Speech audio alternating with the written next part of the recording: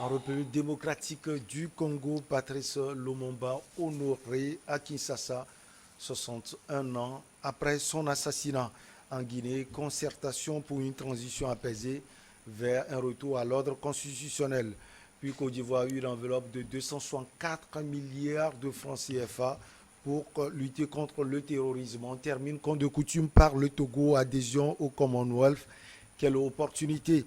On attend nos invités pour le moment. On a le journaliste togolais Komi Valentin Mayaba, directeur de publication de Le Symposium.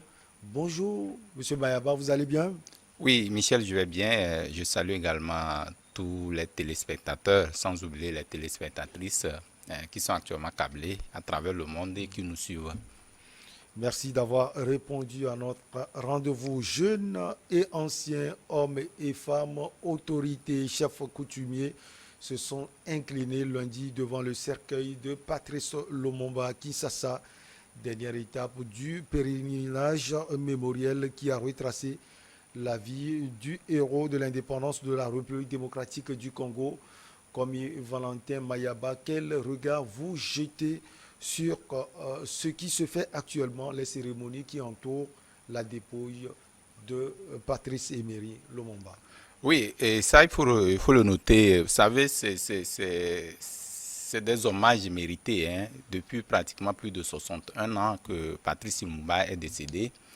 Personne n'attendait enfin ces hommages mérités et puis les obsèques. Bon, quand je veux parler des obsèques, c'est-à-dire que ces cérémonies marquent le début, d'une république démocratique très révolue. Parce que c'est sans savoir qu'on a même eu à faire cette demande, c'est pas aujourd'hui. Oui. Et il a fallu peut-être qu'un de ses fils puisse quand même donner toutes les armatures possibles pour pouvoir quand même obtenir ces dépouilles-là. Aujourd'hui, il n'est pas sans savoir que au niveau comment l'appelle-t-on, au niveau de comment vous appelez, et en République démocratique du Congo, et Patrice Lumumba, c'était le premier ministre, ancien premier Oui. ministre, qui quand même a donné de son tout pour que ce pays-là puisse quand même donner ses... Aujourd'hui, il est mort, il est mort, il est décédé. Avec tout ce que nous connaissons, je crois que c'est des obsèques ou des hommages mérités et qu'il faut le faire. Mais il y a une question qui se pose derrière ces cérémonies-là. Qu'est-ce qu'on gagne? Qu'est-ce qu'on gagne dans tout ce que nous sommes en train Ouais. de faire? Quand vous regardez cette mobilisation, l'État, le Premier ministre l'avait dit, il y a toute une panoplie de personnalités de haut niveau qui ont répondu. C'est vrai qu'on a Est-ce que besoin. ces manifestations ne prouvent pas suffisance, comme Valentin Mayaba, que ce peuple attendait ces cérémonies depuis belle lurette? Non, je viens de le dire hein, dans mon analyse que c'est une demande qui a été formulée pas aujourd'hui, mais il a fallu pratiquement plus de 60 ans avant qu'on ne fasse qu'on ait obtenu hein, la demande qui a été faite là sur longtemps. Qu'est-ce qui explique cela? C'est aussi ça la question. Qu'est-ce qui explique que qu'on prenne du temps pour une chose qu'on pouvait l'obtenir si tôt? Qu'est-ce qui cache derrière tout cela? Moi, je trouve que les gens ont joué de tout bord, hein, en fait, pour pouvoir quand même mettre à défi ces politiques-là qui sont derrière ces dépouilles-là. Mais moi, je me dis aujourd'hui que je posais cette question, qu'est-ce que nous gagnons? Pourquoi tout cela, ce feuilleton auquel nous avons assisté, qu'est-ce qui amène à tout ça là? Mais nulle part dans notre Afrique ici, on n'a jamais constaté qu'il y a une dépouille d'une puissance étrangère qu'on a amenée en Afrique et qu'eux, ils réclament justement, et pour qu'on ait assis là-dessus pendant des années avant qu'on ne puisse leur restituer ça. Et vous êtes sans savoir que ce n'est pas seulement en République démocratique du Congo. Il y a eu des cas, les exemples sont légion. Et donc ici, moi je me dis que l'Afrique c'est vrai que nous sommes issus d'une colonisation qui ne dit pas son nom et qui est derrière, ma foi, il y a toujours des activistes qui sont cachés derrière pour maintenir justement ce suspense-là. À mon avis, il faut toujours lutter. La lutte doit toujours être perpétuelle. L'Afrique n'est pas, c'est vrai que sur la forme, elle est indépendante, mais il y a toujours ces ingérences-là étrangères qui maintient l'Afrique toujours dans un statu quo, qui n'arrive pas à bouger d'un seul iota. Mais je crois qu'avec les nouvelles autorités, avec une nouvelle classe politique qui pense autrement, les donnes vont changer. Parce que vous savez, chaque fois qu'on fait des débats, nous orientons toujours ce clivage-là entre l'Occident et les pays du Nord et les pays du Sud, je veux bien dire. Donc ici, les gens sont en train de prendre conscience. C'est comme je le disais une fois, qu'avant que nous n'ayons cette indépendance totale, il va falloir qu'il y ait un travail de fond, qui soit fait, parce que et moi, à mon avis, nous sommes aujourd'hui, on parle d'indépendance, bon, même si elle n'est pas totale, elle n'est pas totale, mais il y a un acquis, nous avons des acquis. Aujourd'hui, nous parlons de nous, on parle d'indépendance, même si c'est de façon mitigée, mais quelque part, il y a des gains, il y a des grains de liberté que nous acquérons et qui, ma foi, nous profitent à certains niveaux donnés. Mais revenons au niveau de Patrice Lumumba aujourd'hui. C'était une figure emblématique. Ouais, cette figure, vraiment, cette figure aujourd'hui, oui, il a prôné surtout le panafricanisme. C'était des idées, des idéologies qu'il fallait développer si tôt. L'Afrique ne serait pas là où elle est aujourd'hui. Mais malheureusement, tous ceux qui ont mené cette lutte-là partent dans des conditions que vous connaissez. Et oui, assassinés. Bon, peut-être très tôt, on va vouloir attenter à votre vie. On va mettre tous les moyens possibles pour pouvoir quand même ne pas vous permettre de faire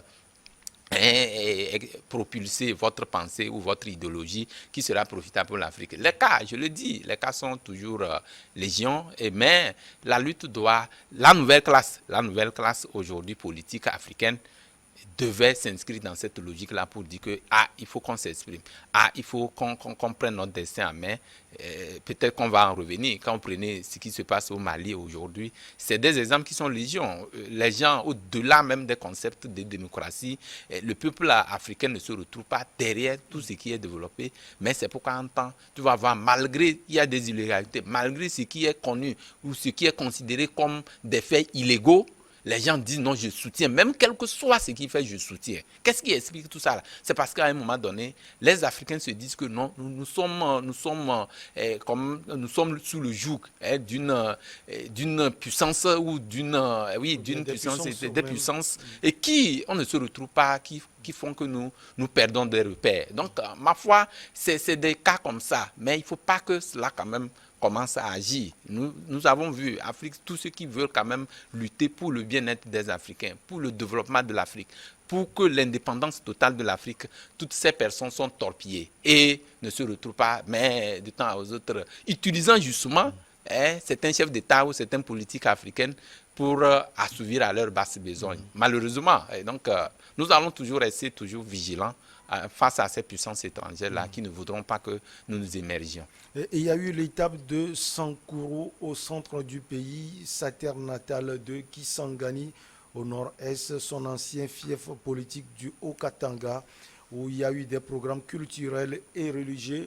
Pour certains, comme Valentin Mayaba, derrière ces cérémonies, le président Félix Antoine Tshisekedi cacherait quelque chose.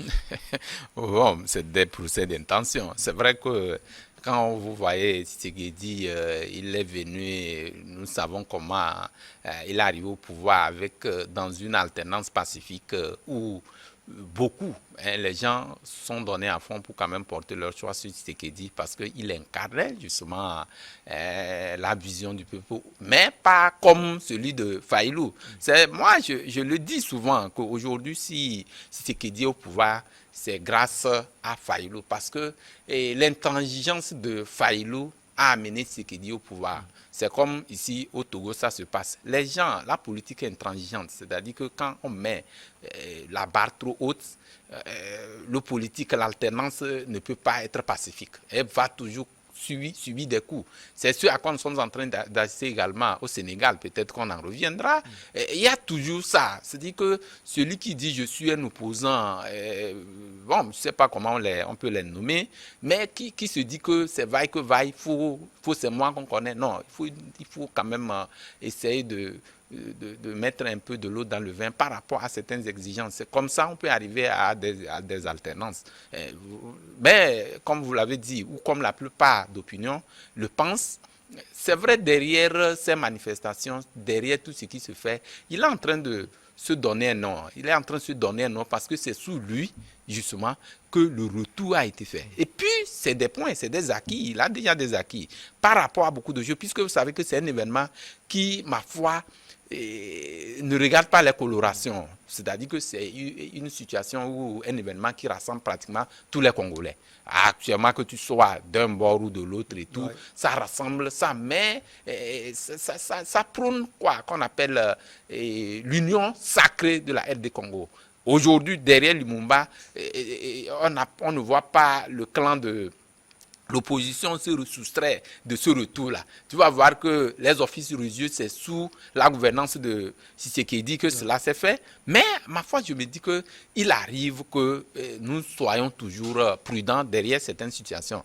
Mais c'est à son actif. Moi, je me dis aujourd'hui qu'avec ces événements ou ces situations, c'est Tshisekedi, le clan Tshisekedi qui gagne. Parce que on dira que sous Kabila, rien n'a été fait. C'est vrai que la demande a été faite, mais est-ce qu'il y a eu obtention de quelque chose? Ils ont obtenu gain de cause? Non. Mais Tshisekedi est venu, il a prôné ce qu'on appelle la réconciliation. C'est vrai qu'il est en train de se chercher autrement. Quoi qu'on dise, il est en train de se chercher parce qu'il est venu dans des conditions que tout le monde connaît.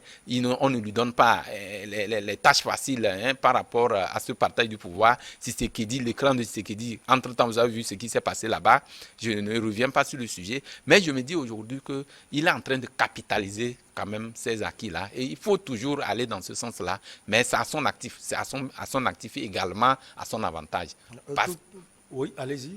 Parce qu'au-delà de tout ce qui serait fait dans le sens du développement, dans le sens de la réconciliation, sous un président, serait toujours à l'avantage de ce président. C'est en cela, je dis, il est en train de préparer. Les prochaines élections je crois, ne sont pas encore loin en 2023, très bientôt. Et donc, tout ça là, ça va rentrer dans ce que nous appelons les avantages ou les acquis de ce président-là, qui, ma foi, depuis son arrivée au pouvoir, bon, la RD ne se retrouve pas entièrement, mais ça est en train de donner une petite satisfaction par la plus grande partie de cette République, enfin de la population de ce pays-là. Tout au long de ces cérémonies, comme Valentin Mayaba, on a vu également les militants du parti Lumumbiste unifié PALU, parti créé après la mort de Patrice Lumumba. Vous pensez qu'après les cérémonies, ce parti aussi va se faire voir sur la scène politique de la République démocratique du Congo? Je ne crois pas visiblement parce que ça, c'est un fait historique. C'est-à-dire ce qui se passe avec le retour de la dépouille de Patrice Lumumba, c'est un fait historique. Mais je le disais tantôt, les gens vont surfer sur cet événement-là pour se donner des noms. C'est justement ce parti-là, est-ce qu'on en a entendu parler? Ça fait longtemps qu'on n'a pas entendu parler. Il a fallu qu'un événement de cette taille puisse venir et faire vivre certains partis ou certains regroupements comme ce que nous sommes en train de constater. Mais je me dis, est-ce qu'après ces événements, ce parti va exister et va exister en tant que quoi? Parce que tu sais, c'est un peu compliqué. Moi, je conçois ça de façon beaucoup plus avec beaucoup plus de retenue. Parce que quand vous regardez un peu ce parti qui était créé depuis et qui n'a pas existé, bon, quand je dis n'a pas existé, c'est entre guillemets, qui ne s'est pas fait valoir, voilà, qui ne s'est pas fait valoir, qui n'a pas percé. Parce que peut-être englouti aussi par les politiques d'alors, parce qu'après Patrice Lumumba, c'était Mobutu Sese Seko, on se souvient de tout ce qui s'était passé. Oui, je suis d'accord, mais qui vous dit que après l'événement, ils ne seront pas engloutis aussi? C'est aussi ça la question. Donc, ce qui est là est là. Moi, je me dis que c'est un événement qui, ma foi, rassemble des tendances, qui met tout le monde en confiance et tout. Mais aussitôt après ça, basta. Peut-être pour incarner ce parti palu, l'un de ses fils, François Oui, Hollande, ça, si ça doit encore, se faire, si ça doit se faire, je crois bien évidemment que ça doit se faire sous les coupoles de l'un de ses fils. D'abord, le premier, tu sais que c'est lui-même qui est allé depuis longtemps faire la demande du retour de la dépouille de Patrice Lumumba. Aujourd'hui, nous avons vu comment est-ce que ce monsieur, son fils-là, doit être quand même vu au devant de cet événement.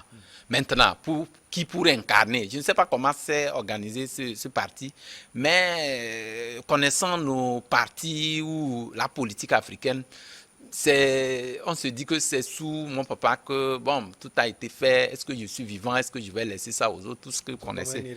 Un héritage. Bon, en tout cas, quand on dit président fondateur, c'est quelque chose comme ça. Donc, c'est dans ce sillage que nous nous inscrivons. Mais bon, en tout cas, on attend de voir. Est-ce que ce parti va encore se faire des noms? Bon, à mon avis, ça ne va pas donner grand-chose après, puisque les gens qui sont devant les grands événements ou qui sont devant la scène politique sont des gens de taille. Et comment l'appelle-t-on, Tshisekedi aujourd'hui, j'ai dit qu'il est en train de pousser des racines. Il est d'abord président de la République, même quels que soient les bâtons qu'on lui jette sur la route et tout, il est en train de percer.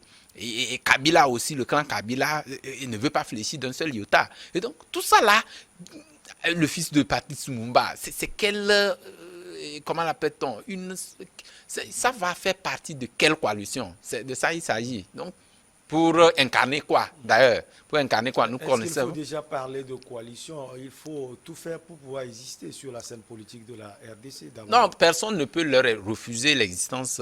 Bon, d'ailleurs, même, est-ce qu'ils n'existent pas? Mais c'est qu'ils ne rayonnent pas. Ils n'existent que de nom, c'est ce que nous disons. Mais est-ce qu'après, ils auront le vent en poupe? C'est pour prendre tout ce qui est comme un reliquat par rapport à ce qui incarnait leur papa ou ce qui était laissé pour leur papa. Je ne pense pas. Parce que le passé, bon, on ne peut pas revenir sur le passé. Aujourd'hui, moi, je me dis que c'est vrai que ça peut créer d'autres tendances. Ça peut créer d'autres tendances. Ça, il faut le reconnaître. Mais ça doit se limiter sur certains clichés. Si vous prenez par exemple ce parti actuellement, il va se focaliser sur certaines valeurs qu'incarnait Patrice Lumumba. Mais est-ce que ces valeurs ne sont pas reprises ailleurs, autrement, par d'autres personnalités qui ne disent pas leur nom et autrement? Parce qu'aujourd'hui, la peur, c'est qu'il ne faut pas donner le temps à un parti devenu, c'est-à-dire que surplanter ou peut-être donner plus de valeur à ce qui existait. Les politiques feront tout pour les mettre, vraiment pour mettre, voilà, pour d'aller sur eux, quoi. Et donc, c'est un peu compliqué. Moi, je me dis que s'ils doivent se faire, soit ils seront fondus dans un parti de soit Patrice Lumumba, je ne sais pas, ou, je parle de Patrice de Tshisekedi, ou peut-être une coalition, ou peut-être une force, ou, je ne sais pas, un mouvement. Je ne sais pas. C'est un parti politique, hein. Il a été créé depuis longtemps, mais il n'a pas émergé. Peut-être on le voit plus du côté du pouvoir en place, parce que c'est le président Félix-Antoine Tshisekedi qui, justement, a accepté, voilà, je suis d'accord. Je suis effectivement d'accord. C'est pourquoi je dis, soit c'est un parti béquille du pouvoir, on ne sait pas comme ça se fait ailleurs. Donc c'est un parti béquille du pouvoir pour profiter de certains avantages, des certains acquis et tout ce que vous connaissez. Mais accéder au pouvoir dans des conditions que vous connaissez, bon, ça doit être un peu compliqué. On marque une petite pause. On vous retrouve comme Valentin Mayaba pour la suite de Regards croisés.